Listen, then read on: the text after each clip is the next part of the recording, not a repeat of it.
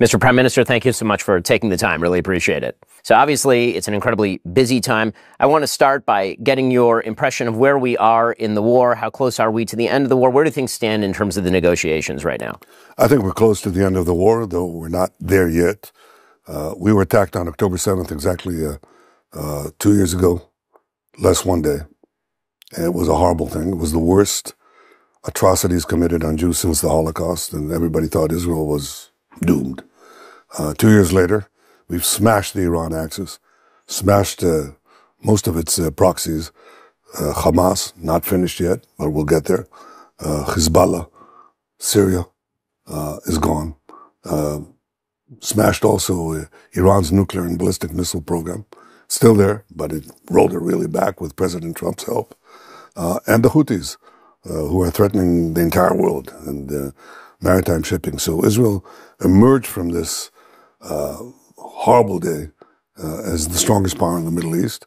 But we still have things to do to complete the victory. What started in Gaza will end in Gaza with the release of 40 of our hostages, 46 actually, 20 are alive, and also the end of Hamas rule and its territory in Gaza. And you suggested, of course, that Hamas can do it the easy way or they can do it the hard way. That's the same thing that the President of the United States has suggested. It is pretty incredible what President Trump has attempted to broker here and swiveling the entire world against Hamas, where so much of the world was aligning in favor of many of the priorities that Hamas was promoting a week and a half ago. Well, I think that's a very important reversal because it really says to the entire world, here are these people. They're holding, they held over 250 innocent people hostage. Grandmothers, grandchildren, Holocaust survivors. Who the hell holds these people hostage? And they're trying to basically blackmail Israel and the entire world to get their terms. So I think the fact that he turned the tables, we did that together, I think that's important. And I thought it was a very important thing to say, hey, release those hostages, end Hamas rule. Let's get on with the task of pursuing an expanded peace, which I think would be possible once this thing is done.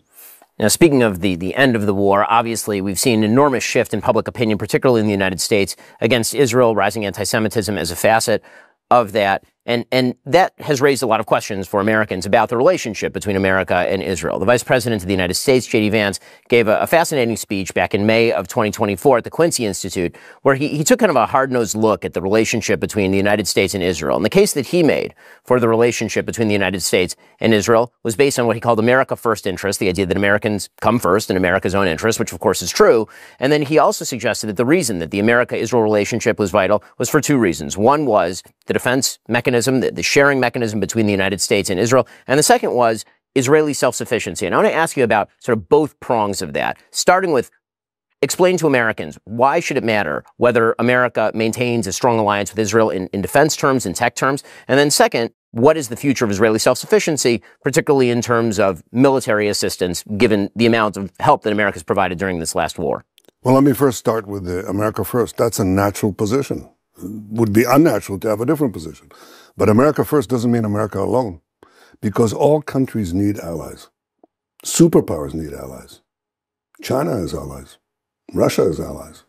And if you're without allies who may develop the technologies that are needed for your defense, or the technologies that are needed for your offense, or the intelligence to save your lives, why forfeit yourself of these allies? The problem that you've had over the years, the United States, is that you didn't have these allies pulling their weight. And Israel is an ally, it's a fighting ally that pulls its weight. Not only that, not only do we fight, we don't ask for Americans to bring boots on the ground. We've done the job of defending ourselves pretty well, I'd say, over the last 7 years. But it's not only that. We've also defeated enemies who are your enemies who are trying to develop intercontinental ballistic missiles armed with nuclear warheads to attack your cities. That's what Iran was doing. We just knocked out Iran. Also with, as I said, with President Trump's very judicious and pointed assistance. It didn't start World War III.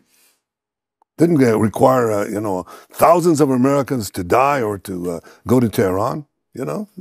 We had exactly the right alliance in which we shared the labor, and we achieved this neutralization of Iran, which could blackmail every American city.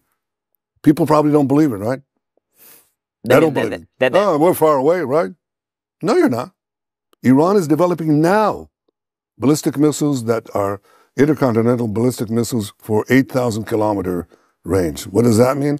They add another 3,000 kilometers, and they've got under their atomic guns, New York City in target, Washington, Boston, Miami, Mar-a-Lago. Okay? So that is a very great danger. You don't want to be under the nuclear gun of these people who are not necessarily rational and who chant death to America. So I think Israel has played a very important part in pushing that threat away. But the other thing is the technologies. You know, Iron Dome, Israel developed it, share it with America.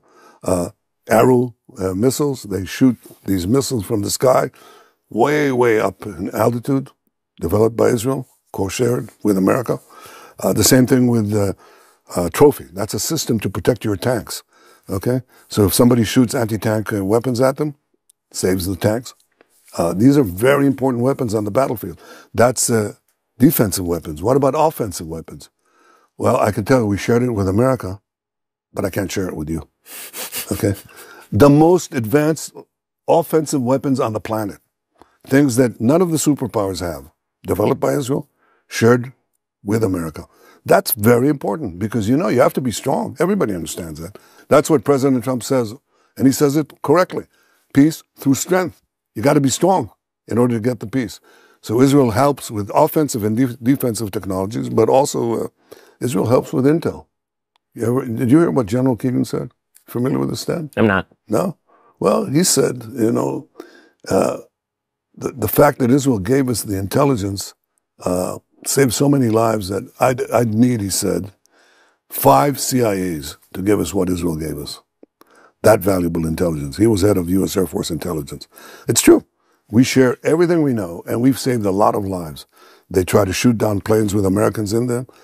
ISIS, we gave intelligence to prevent that. And so many other countless instances. So offensive weapons, defensive weapons, intel, and there's much more to come because we're developing very rapidly our arms and defensive industry and our intelligence services. And what we have, you have. So the second prong of the vice president's statement related to Israeli self-sufficiency. So he was in that speech distinguishing between Ukraine and Israel. And obviously the United States has provided significant material aid and foreign aid to Israel in the middle of what is an existential war on 7 fronts for the state of Israel. But what is the plan for Israeli self-sufficiency going forward? It's a question a lot of Americans are asking. That's not a question they're asking only. It's the one that I'm committed to. That is making Israel as fully self-sufficient as possible, as we made it in the economy. You know, when I first became prime minister in '96, I went to the U.S. Congress, a joint session, and I said, Israel has come of age economically. I shifted Israel to a free market economy. We can support ourselves. Thank you, America. A deeply felt thank you for the economic aid you've given us. We're going to phase it out. We don't need it. Now I'm telling you that we can achieve military self-sufficiency. And that's a goal that we're doing really to transform the Israeli defense industry, just a quantum level jump, to be able to be self-sufficient, to share with America the extraordinary developments that we have, and they are absolutely extraordinary. Again, I can't share that with you, but we will share it with the United States. So Israel is the one fighting ally you have that is able to defend itself by itself, but also shares with you the products of our technical capacities and sometimes technical and intelligence genius. And we're happy to do it because we believe in America. We think America is the hope of the world, and we do whatever we can to strengthen our alliance. And by the way, that's coming to an AI.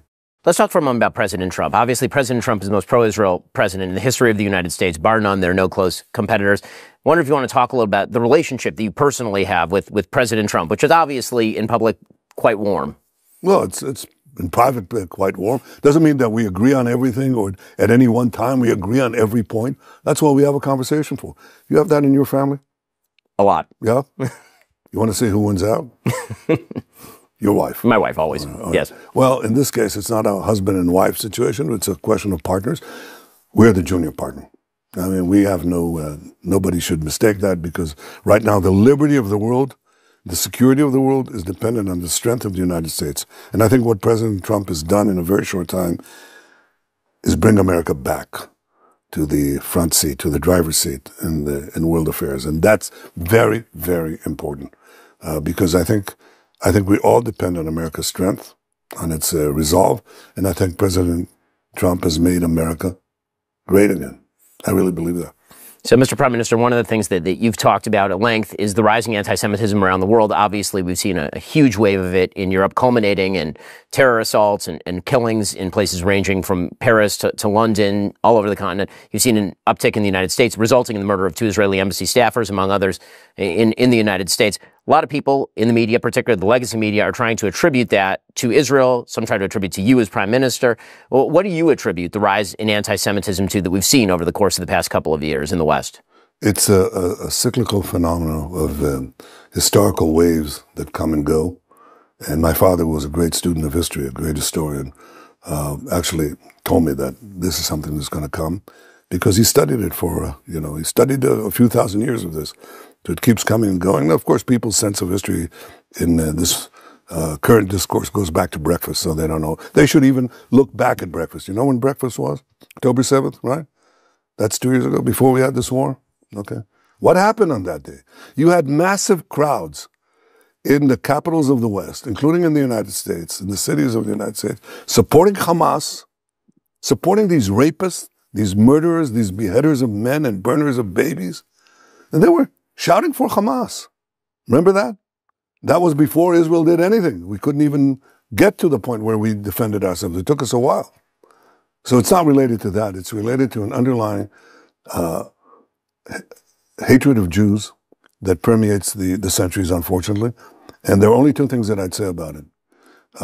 It's been a constant phenomenon of Jewish life over the millennia to have these horrible, horrible lies perpetrated about Jews, these vilifications, we poison the wells, we drink the children, the blood of children, and all sorts of crazy things. And that's repeated today.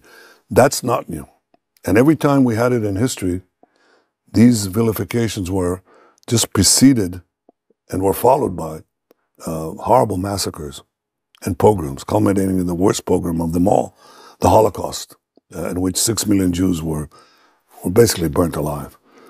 So what's new is that today we may not be able to fend off the vilifications, but we can fend off the physical attacks on us, as we've done since October 7th, and actually turn the tables and become victorious, even monumentally victorious over our enemies. That's what's changed.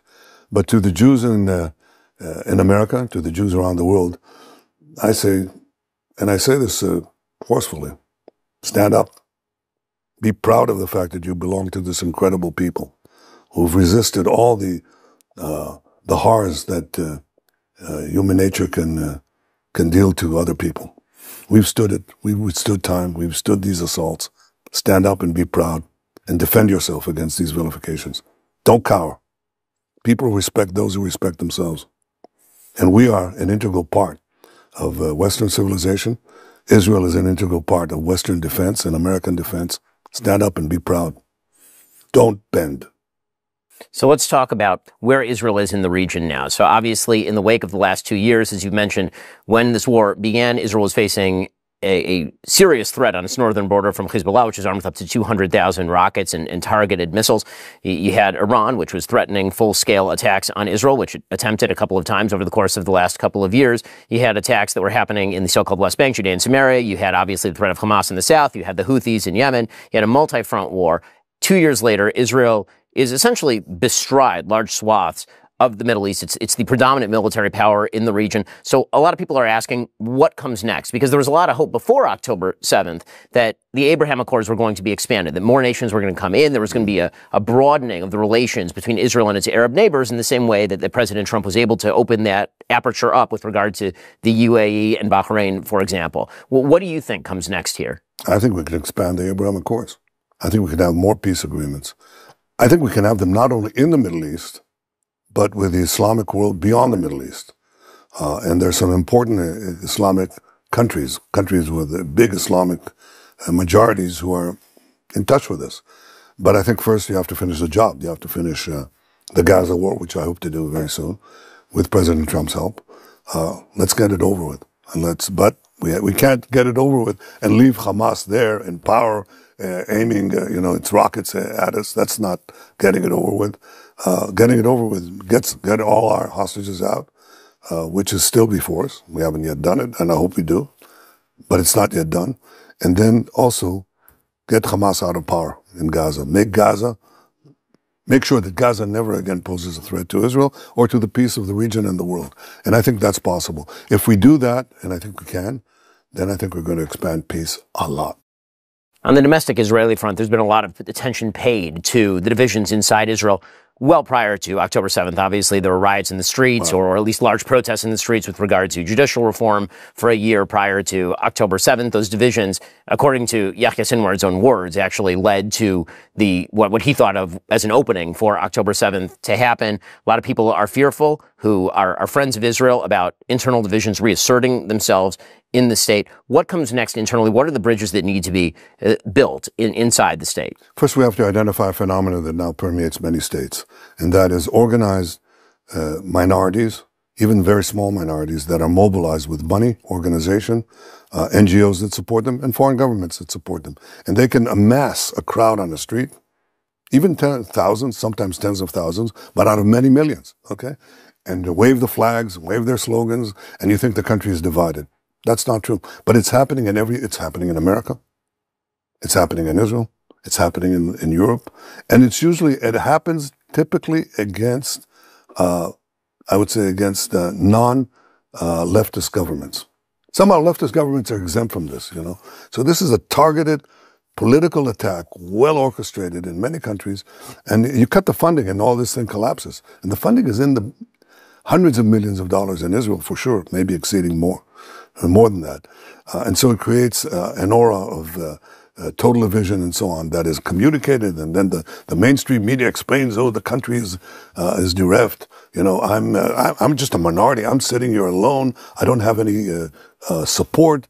I'm somehow hanging to power to stop my trial that is ongoing. Of course, people don't know that and can't be stopped. All this nonsense, is put forward, and people actually believe that there are these very strong divisions in Israel.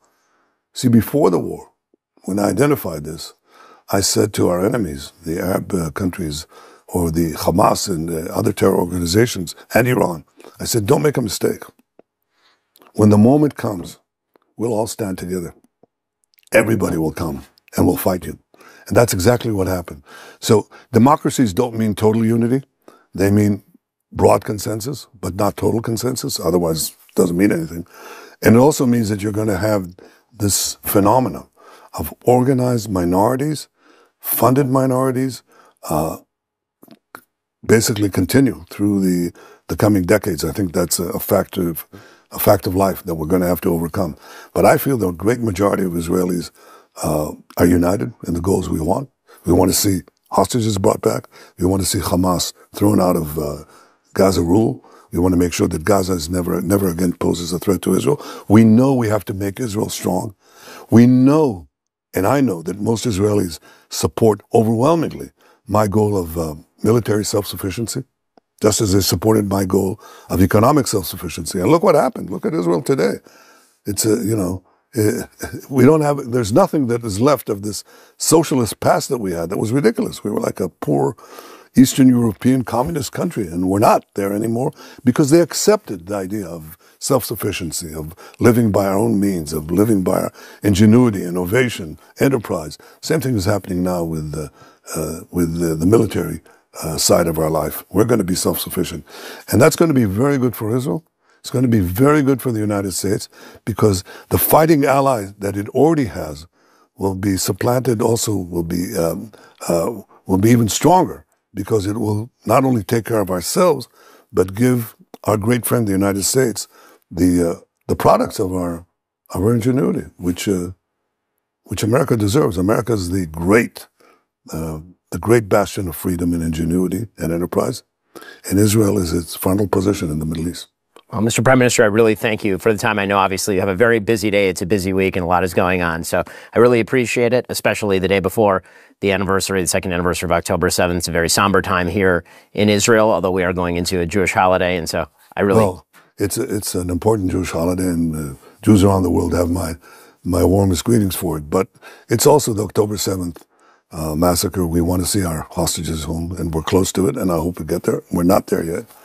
But the other thing is that I think that we can all acknowledge and in some ways also celebrate the fact that we rose from the ashes again, and again became, from the pit of despair. We become again the dominant power in the Middle East, perhaps stronger, much stronger than we were before. That's something I think that we can give thanks for. Well, thank you, Mr. Prime Minister, once again. Thank you.